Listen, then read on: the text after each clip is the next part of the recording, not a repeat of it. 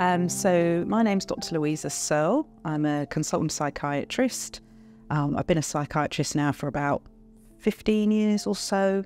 My specialty is adult mental health and also addictions or substance misuse. Substance misuse, I guess, is either harmful use or dependence on a substance.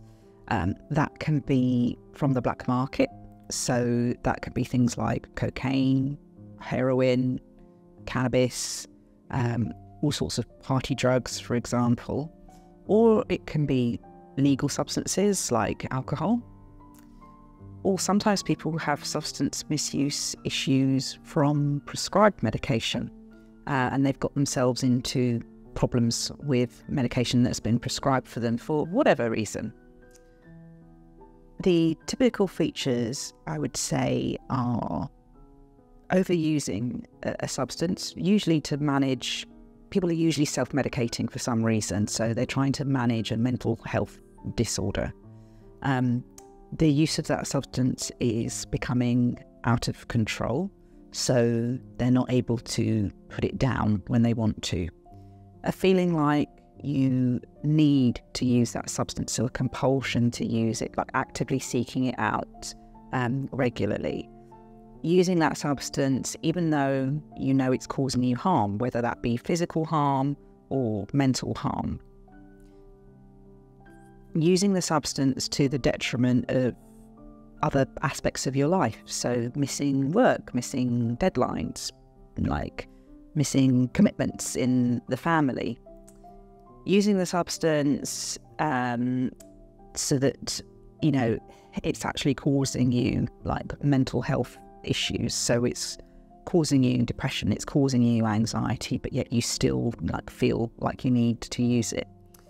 And unfortunately, sometimes that can develop into full-blown dependence. So that can be dependence to alcohol, to heroin, to cannabis. And what dependence means is that you're not able to stop using the substance because your body has essentially become so used to the substance that when you stop using it, you suffer with withdrawal symptoms. And those withdrawal symptoms can be really, really extreme, and they can be quite dangerous. So particularly when we're thinking about alcohol and benzodiazepines and some of the sort of like what's so-called party drugs like GHB, where if you stop using those substances suddenly, it can cause catastrophic withdrawal symptoms, so particularly things like seizures and seizures that don't stop. So you can die from stopping those types of substances suddenly. So when you're in that kind of stage, that's when you need the support of secondary services like hospitals, for example, to help you safely come off those types of substances. Other types of substances like cannabis, cocaine, some of the street drugs like ecstasy, for example, if you stop using those suddenly, and heroin as well, if you stop using those suddenly, the withdrawal symptoms are extreme and very unpleasant, but they're not going to risk your life in the same way as the ones I just mentioned before. So you can manage those a little bit more easily in the community with sort of structured programs of withdrawal. What I say to most people is it's really hard to say, oh, there's a certain amount of a substance that means, you know, you're in problems. So obviously with things like alcohol, there are recommended like limits for the week, but you can be using them less than those recommended limits, but still feel like you have a problem because the way that you're using them doesn't feel healthy. So if you are feeling like, you know, that the way that you're using a substance is, you know, perhaps to try and manage something else or to block something out or to help you socialise or, you know, to help you get to sleep, like, and you feel like that's not healthy, it doesn't really matter what the level of your substance misuse is, it's worrying you. So I would say always come and speak to somebody and see what you can do, because the sooner you get help with a substance misuse disorder, the easier it is for you to tackle and the easier it is for us to do something potentially quite low level. It can be as simple as education. It can be as simple as just being mindful about what you're doing. So, for example, if you feel like you're drinking a little bit too much each week, I'll get you to start taking a note and doing a diary of what you're drinking on each day and each week.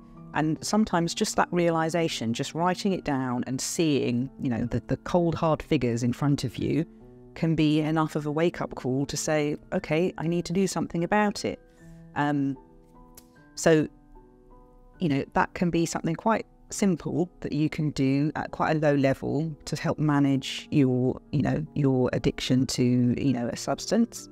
And then, depending on where you're at with things, you can move into behavioural modifications that can help you manage your substance misuse, or we can move into sort of like pharmaceutical managements to help you manage your substance misuse. And most pharmaceuticals are related to essentially replacing the harmful substance with something less harmful that you can then take safely so that you can prevent withdrawal, so that you can stabilise and then withdraw that medication gradually so that you can wean yourself off and hopefully move on. So with substance misuse, often people, like I mentioned before, people are self-medicating.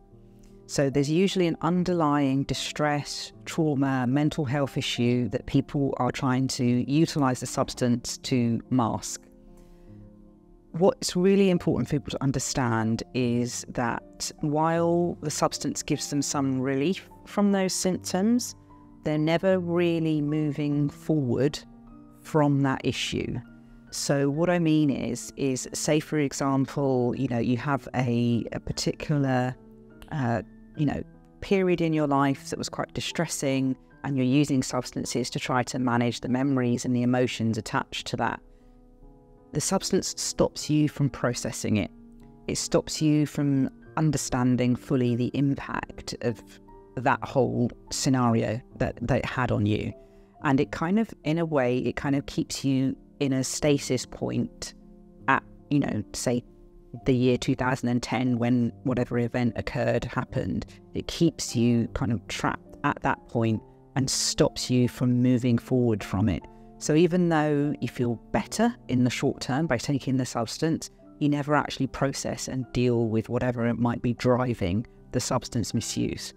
And so you can get trapped in this cycle of just, essentially being traumatized and upset by, your circumstances, what happened to you, what you've been through, how you grew up, and never actually moving forward from it and never actually processing it and being able to recover fully from it. So that's why it's really important to tackle the substance misuse and understand what's driving it so that we can try to treat it. So if you're depressed, we've got to treat the depression. We don't just deal with the substance misuse. We need to know that you're depressed and treat the depression. If you're very anxious, we need to deal with the substance misuse, but we also need to deal with the anxiety, because there's just no point in just treating the substance misuse alone. You've got to treat what's driving it, what's underlying it. And treatments are really dependent on the substance. So you would need to come and speak to me, and we'd need to sort of go through everything and understand, how you got to where you got to and what this particular substance is, and then we can treat that particular substance.